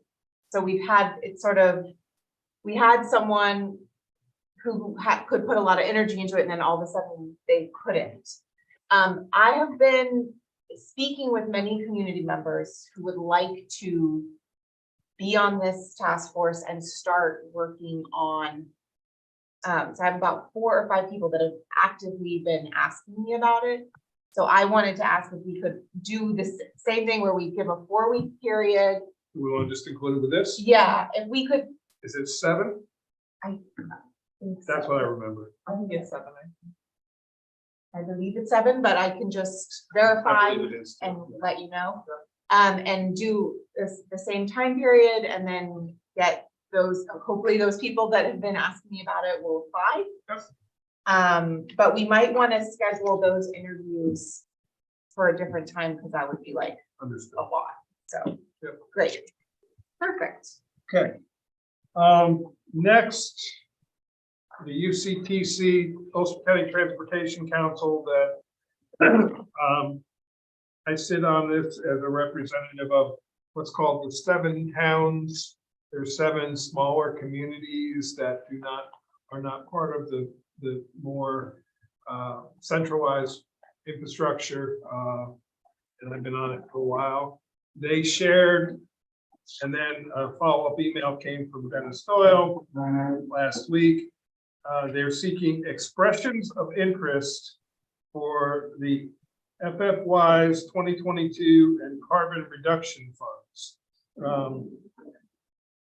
Deadline for application submission is April 21st. I know I'm throwing a lot at you. I tried to give you as much information here as I could. There's also, I printed out the carbon reduction program fact sheet, which is attached. And the expressions of interest is the second page, the letter. So I'm not asking you to have answers while we're sitting here, but it does tell toward the back here, it says eligible projects. And this is all on the Ulster County Transportation Council's website too, so you can go on their website and print out this or look at this along with other things. I'm asking you to see if you can come up with any ideas of what projects we may want to apply for. More grant funding. We've been pretty successful lately, so we'll keep trying. So, I know it's brand new, but it was brand new to me last week, so, just wanted to get it out to you guys to see what you think. We don't have any electric charging at, right, We do not, or at the courthouse, we do not. on any town property, right? No. If we were to do it, my gut feeling is here would be the better location to do it than Town Hall. Close. Yeah, you're closer to the municipal lots, too. outside. Yeah, or to do it in the municipal lot. But I don't know what kind of power situation is there that we have control over. That's what I was thinking. I was thinking Here, we was have the better control option. over power. Town hall, I don't know if it really works because people are there very short durations. of I time. was thinking at the rail trail parking spots, Yeah. if it was possible. Now, As part of our whole rail trail upgrade, we have had discussions with OSI about making that parking lot better and bigger. And Highway Superintendent Fry is open to those ideas, and maybe this could be some sort of combination of a charging station as well as expanding the parking lot. So look through it, think about it, see if you come back with any suggestions or ideas. This is not that we need a full-blown application, I don't believe at this point. It's just expressions of interest, and we got an idea. So, see what you think. I'm gonna add the park section in now. So the guidelines for the actual project are included here. And then I did get back from Peak Engineering this morning, their estimate of the cost. After I got up off the floor, although it was not totally unexpected. $260,000. Now, bear in mind, Scott says this is an undesigned system. He did it high on purpose. He said it could be considerably less than that. We also can use in-kind work to meet some of this. But in order to apply for the grant, we need to give them a ballpark figure. So this would just be for the bathrooms. If we wanted to include the roof with that, that's another 15,000. We've already agreed that we're going to do it, so I would like to put it in the grant just to show them that as part of, hey, we're pretty serious about. I'd also like to put the new sign that I got a price quote from Howie Slotnick into the process as well. Either way, we're not going to get more than 100,000. The balance is us, but it just sort of sends more of a message. So I'm looking more for feedback. If, given this, I will work on the grant application. I will bring a draft of it back to you guys at next Thursday's meeting. It's due next Friday. So I'll bring a draft back next Thursday for you guys to look at and give your final authorization to submit it. Submitting application doesn't mean we're committing ourselves. We can always reject it if down the road we go, oh, we bit off more than we can chew. We just reject the funding. So not that I'm planning on it. Mike, just don't forget about seeker, because if you're doing a project, it's Yes. not just applying for not financing. So just make sure we have. Do we need to do seeker before we apply or before we sign a contract? This grant requires you give them seeker.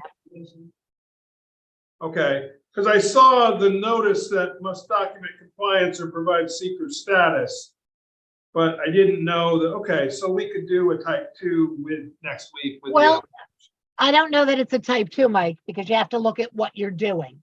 Understood. If you're just doing replacement and maintenance, it's a type 2. If you guys are doing more, Okay, it may be unlisted. unlisted. So, Okay, okay, I will take a look at it and speak with you in the interim, but Yep. we can still do even if it was unlisted, we could do the part one in the neg deck next Thursday. Oh, absolutely, absolutely. As long as you have Okay. enough information, yes. Yep, yeah, I didn't realize that before the application, we had to do that. I thought it was only before signing the contract. but- Well, when you're applying for financing, you know, which is from an agency, which is basically what you're doing when you Yeah. apply for this grant, and this particular grant says right in it that you have to give them the secret. Okay. A question, because I didn't think about this, and we've never done it before with the JCAP grant, with the bathroom. Should I have done seeker on that? You That's a know, replacement- I'm not, yeah, no, that's a replacement. That's, replacement of an existing. and repair, right, that's a replacement and repair. Okay, But, you know, I know of some other towns that are doing just updating things, fixing things, Okay. putting in new, you know, and so they're okay with a type 2. But Okay. just applying for the grant isn't enough. to make it a Okay. Type 2. I will add that to my list of things to do when I do the draft grant. Thank you.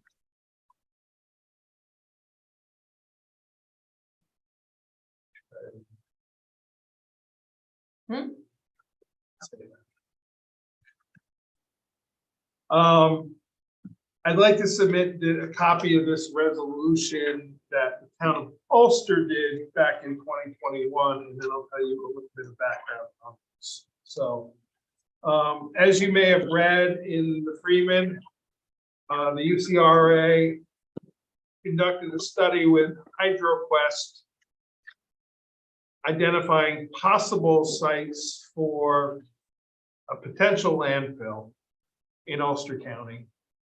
They narrowed it down to two based on this study, which has now been made public. Initially, it was not made public.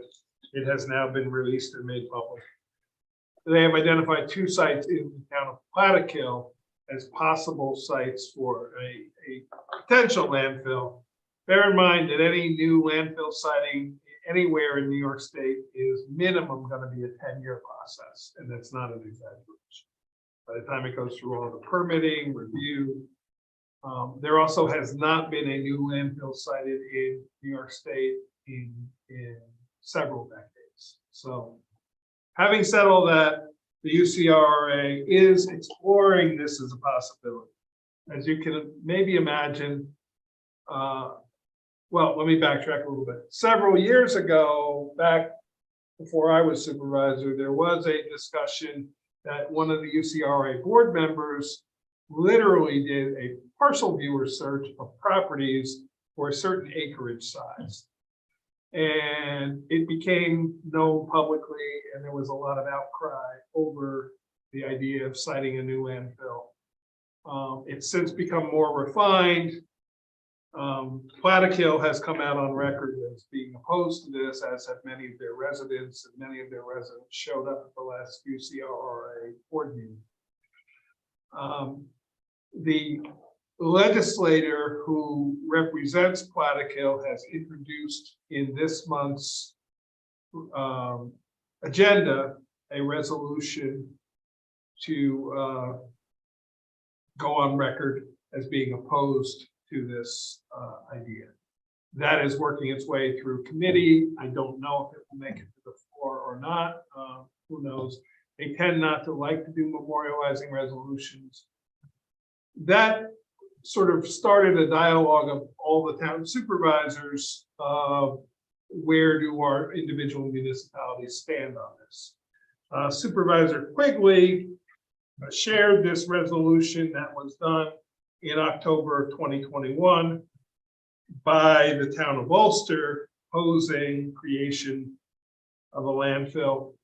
I wanted to present it to you to get feedback from what we may think or not think. At this point, there is none. Rochester is not selected. There is none pinpointed in Rochester. I will say in the previous iteration, there were 2 or 3 sites in Rochester that were on the list.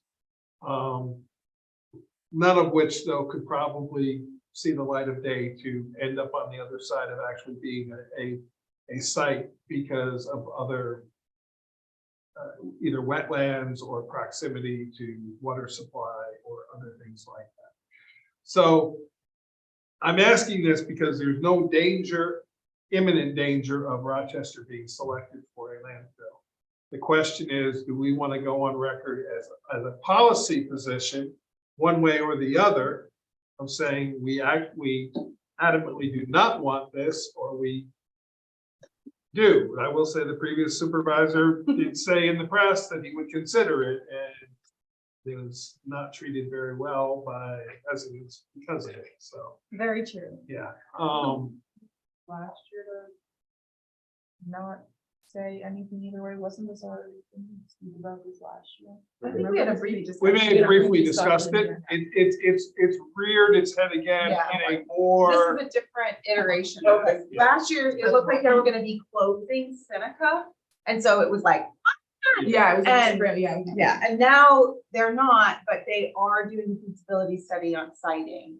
So what are we talking about? Like, what kind of landfill do they wanna make? Because that's the thing that I find confusing, So like, hundreds of acres of burying garbage in just the a ground.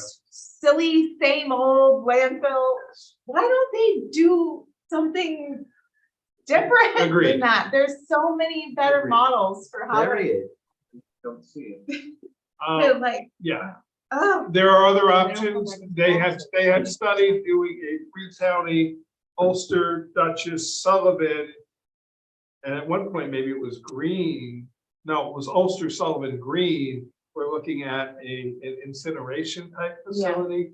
Now, to be fair, they are really stressing diversion of any materials that are, trying to get 100% diversion of any recyclable or reusable materials out of the landfill process. Whether that is achievable. it's an empty promise. I wouldn't be opposed to having like a conditional resolution that was like, we don't support it if you're just gonna like do what you've been doing, except do it here and not trucking it. It's like, we have an opportunity to actually, like, I don't know. And I didn't feel comfortable speaking just on my own basis. I mean, Aaron and I both sit on the recycling committee. Both of us are very passionate about recycling. I probably would yell at the cardboard people too. So, but I wanted to get feedback from you guys on where you thought, what you thought about it, whether you thought we should even consider something like this in sort of in solidarity to send a message to the UCRA. Like, that's what, I guess what I'm saying is my personal view is I personally feel like we should be taking care of our own garbage. I don't like the idea of trucking it away. And I don't like the idea of being like, not here, like, let's send it somewhere else. So I don't, like, that's You my. mean within Ulster County. Yeah, so that's my like big broad strokes, but I also don't want to support something that we could be, there could be bigger things done with a countywide landfill. And if they're just gonna be like, well, we're gonna do our best, like, that's not enough. Like we don't have a huge county and we're growing, and so I would support something that's not the same as what we've been doing. That's what I'm saying. Environmentally conscious. That's Landfill, used- the climate smart, something Yeah, that's yeah. better than we've been And doing. so I would support making that kind of statement. I'm not supportive of just hands down being like, absolutely not landfills. And I mean, I don't think that town of Rochester is an appropriate place for anything like that. We don't have the infrastructure here to support something like that. So, but I think just as a matter of principle, I'm not talking complete sentences. So the but- reason this kind of came up is because the legislature is now considering this resolution, admittedly by two legislators, or actually it may have been proposed by more than two, I don't remember off the top of my head. But it's almost contrary, Because at one point, they're actually supporting the RRA finding alternatives, because the problem is right now, trucking everything to Seneca Meadows is $9 million. $9 million a year, plus all the impacts of diesel trucks running back and forth. And they're running there and running back empty. You know, they're taking stuff there, and it's not like they're hauling something else back. They're coming back empty. $9 million. $9 million a year of To bring our funding is to bring our garbage, but we have no other alternative right now. So a number of supervisors have brought up the sort of Yeah. contrariness of, you know, the legislature is kind of supporting the idea of finding an alternative, but yet there's members of the legislature saying, we don't want it in our backyard. So the question became among the supervisors is, do we want to take a stance as a body? And none of us kind of felt comfortable until we talked to our respective boards, which is why I'm now talking to you guys. But I'm not looking for definite answers one way or the other tonight. I just kind of, I don't know, I'm looking for feedback in a direction, or if the direction is do nothing, that's okay. So, I mean, I don't like memorializing resolutions. It has no teeth to it. It's really no, it doesn't. saying we don't want it. It's stating a position. I mean, I look at the garbage I take to the transfer station, and it's not, I agree with Aaron, but pushing it off on another community is not reasonable. We should be looking for alternative approaches. So I would not support a resolution just that we don't want it in the town of Rochester. Fair enough. or- Okay, and I'm okay with that. I just want a little feedback, so we can end the conversation. I will keep you guys apprised of where it's going. I probably will be at that legislature meeting just out of curiosity, whether or not you can see where it goes. I am at most of them. So. We'll see. Okay, Thing, right? yep, the amendment to chapter 132 vehicles and power. Oh, yeah. I was gonna write something and I sort of pushed it over. This is in reaction to the Cherry Cab Road well issue. I did drive up there a number of times. I drove up there Saturday in particular. I wanted to see what it looked like. There were 7 cars parked along the road. And I have heard from neighbors up there and someone sort of representing the person who does have it at their home, because they were not there for a period of time. And it is an issue. I don't know if we go to the point though of making that a no parking area, I don't know what the solution is unless we can find somewhere else nearby where people could actually pull off the road to park and go get their water. Do you know the technical, like, that the parking area that's there, that is? That's all private property. And that's not accessible anymore. And that's a big part of the issue. The across the street one, which was the private one that they've now essentially closed off. And I even suggested to them that they put in some type of more permanent barricades. The problem is there's a pole, telephone pole back further that they, Utility pole. utility pole, thank you. Michael taught me that and I forgot it. Back when we were out measuring and all the. It was beaten into my head. Yeah, What would you do? that it's called, and he's correct, it's a utility pole. The utility pole that is there is owned by Central Hudson, and they have an easement for access, so they cannot block that. They can do the barricades, the sawhorses that are basically up there, although when I was up there Saturday, somebody had knocked over 4 of them.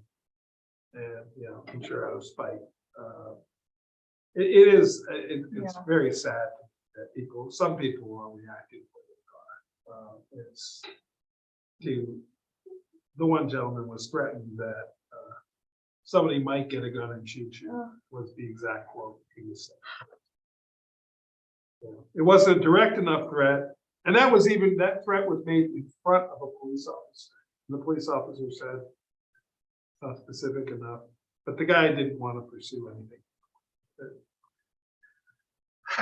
So what, do we have any options for creating Well, an area? so across Upper Cherrytown Road is an area that is an open area where there's it's somebody's property. It's not ours. There's a shed. There's some old construction equipment that's kind of been sitting there for a while. I can search who owns it. I don't know if the town could negotiate use of it. I'm trying to think out of the box. How far is it from the? It's across Upper Cherrytown, so it's 30 yards away. Have you? Yeah. There's like the driveway and then the yard and then there's Upper Cherrytown. And then I know what property. Yeah. I'm just saying, if they're like. It's from the county, between five gallons, Upper yeah, Cherrytown and the bridge. Yeah, it is gonna be tough for carrying the water, but maybe if somebody carried their empty jug down, filled it and then drove down it, I don't know. But the people that are just parking along Cherrytown are really costly. Yeah. Road safety issues. And the problem is, it's the feeling of safety. I mean, somebody told me that, a child darted out from between two cars across the road in front of them. And, yes, cars have always parked there, but many of the cars pull into, even if they were getting water across the street, they would pull into that pull-off area that existed. And you could get 5 or 6 cars in there and it seemed to work. Yeah, when I was there, it wasn't busy, but 2 people turned around. And that curve is kind of a blind curve. And they turned around, they didn't know, then they like drove on the wrong side of the road and parked it. It was like, The only option I can think of is to create some type of parking area in that lot across the street. That's the only thing close enough. yeah. And I don't even know if it's feasible. The owner may not be, and I don't know that we even want to get involved in it. You do no parking except for like only 2 cars in front of the water spot. I think We'd have to have a constable there all. Yeah. We're I gonna need feel it like, anyway. yeah, we're gonna need it anyway. I feel like if we do that, then enough people know that like you will, like they will come and rent you a ticket. if this- The problem this is, happens. it's a pretty big drainage ditch there. So the problem is people used to park across the street and walk across. They didn't stop on that side of the road. Now they have to stop on that side of the road. Even 1 car is too many because the entire lane is blocked. Because there's the pavement, there's a drainage ditch, and then it goes straight uphill. And where that water thing is down a significant slope. It's a traffic safety issue, town road. Yeah, it is. I mean, so the answer is if we make it no parking, but if we make it no parking, we're gonna have an even bigger backlash than we have right now, because then we're essentially telling everybody that you can't get water there. Is the, Also, I was saying leave 1 spot. this is like kind of technical pie in the sky, but if the property owner that owns the parking area were able to get the plumbing like removed, or I don't know what the apparatus that's Mhm. closed, like maybe they would be open to us taking that as part of the road, the parking area, like have Well, I a don't, right of way. that's their actual well there. Oh, that is. Yeah, that is their well. And the reason that, what I'm told is it was never intended for public use. It was that the mother, they had it there because they had a hose attached to it Yeah. for animals. And the mother just kind of allowed it to happen, and she passed several years ago. But it was never really ever intended to be for public use. She just, once it got kind of became what it became, she didn't want to say no. Mhm. That's the way it was described. But to that's the me. actual, like, Yeah, okay. yeah, but that's their actual well. Yeah. So, And they don't want to let people park there, Well, yeah, even if they're not accessing it. They just don't want people to park. right, I well, mean, anybody because could, anybody can access the water. anyone, That's the thing. There's no way to secure it. No, And I believe people are. yeah. People are going on the property. no, people have been, That's all. and people have actually been following, and there has actually been vandalism up there now. People out of spite are vandalizing, which is very sad. So we don't have to come up with a solution tonight, but Maybe just having the constables patrolling a bit might alleviate Yeah. some of it for now. And yeah, the people don't problem like is traffic. even one car is blocking the road. That's the problem, you know, anybody parking on the road itself. There's no way to have the water available some other way, pump it to a cistern or something that you can access. From Sissy's side. I don't think so. She's pretty particular about how she'd like it to be kept too. I mean, full disclosure, she reached out to me and said, I want to put this into, so that people can have it. What do I do? And I did a little research and talked to her about a perpetual easement, and I said that you need to go to an attorney, and she did. And went to an attorney who did put this into a perpetual easement. I believe I'm using the right language. Barry Lou can tell me if I am, but It's deeded, I think. it's in their deed. Yeah. And that it can be used by the community in perpetuity. So when she passes, it will stay with the property. It was that important to her to do, but problem is an awful lot of people were using the one across the street. Yeah. Probably more than half, I think. I think, yeah, because it was so much. I mean, there were people that literally would show up. Tankers, I mean, small tankers, but still tankers. And so on. Yeah, and I think ideally, we could potentially find a way to have people park in a safe way somewhere and then make the other side of the road open. Possibly. But if we made that side of the road no I mean, I parking. can talk with Jeff and see if he has any ideas about how to solve the problem, but it's such a narrow road to begin Yeah, with. it's- And that's the problem is as soon as one car is parked there because of the drainage ditch and the drop off, it's down to an 8-foot road then. Is there any, I was thinking about how we put boulders, like, would it be, maybe we could like install barriers so people could park not in the parking area, but like on the side there? Sure what you mean. So the Oh, the parking area. I know what you mean. Here's the road. Yeah, but the parking area, you talking Like, about across we the could- street? If we could like boulder it off like that, That parking area, though, is private property. like, okay, Yeah. I don't know where the right of way is, if there's It any isn't. shoulder. There's No, shoulder. it's the same on both sides of the road because it's a road by use, so. Yeah. It's the pavement area and the drainage ditch, We don't have an egress on the side for town, right? not on road by uses.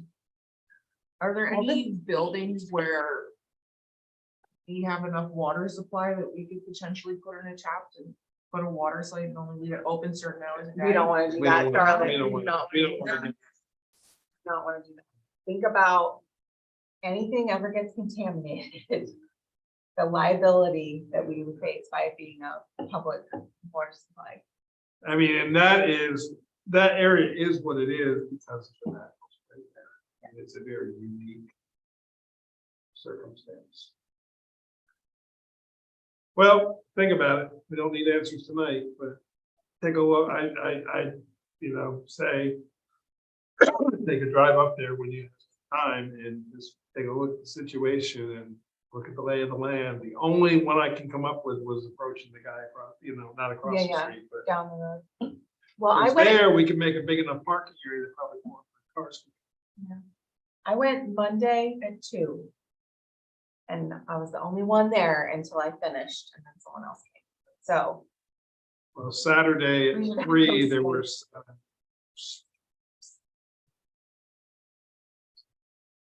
There were a lot of people out of town that were using it too, that I didn't know it was happening. Oh, a yeah. lot of people don't live here who are a lot of using it. people who drive.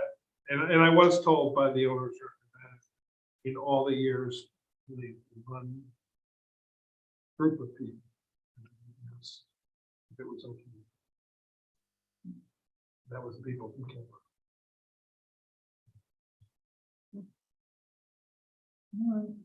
Anyway,